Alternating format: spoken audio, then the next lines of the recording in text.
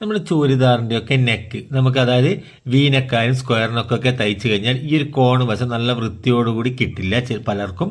അപ്പോൾ അതിനുള്ള ഒരു പരിഹാരമാണ് നമ്മൾ ഇന്നത്തെ വീഡിയോയിൽ കാണിച്ചു വരുന്നത്.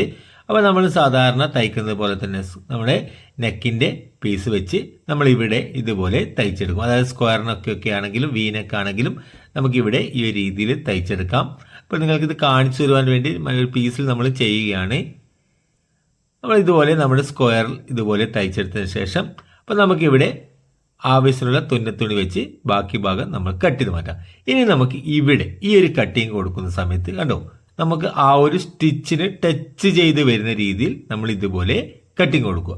കണ്ടോ, ഈ ഒരു രീതിയിൽ സ്റ്റിച്ചിന് ടച്ച് ചെയ്യുന്ന രീതിയിൽ വേണം കട്ടിങ് കൊടുക്കാൻ. അതിനുശേഷം നമ്മൾ ഇതുപോലെ ഒന്ന് നല്ലവണ്ണം ഒന്ന് നഖം വലിച്ച് കൊടുത്തതിന് ശേഷം ഇതുപോലെ നഖം വലിച്ചു കൊടുത്ത ശേഷം ഈ ഒരു പീസ് നമ്മുടെ നെക്കിൻ്റെ പീസിനെ ഉള്ളിലേക്ക് ഇതുപോലെ മറിച്ചിടുക. കണ്ടോ, നല്ല വൃത്തിയോടുകൂടി നമുക്ക് ആ ഒരു കിട്ടിയിട്ടുണ്ട്.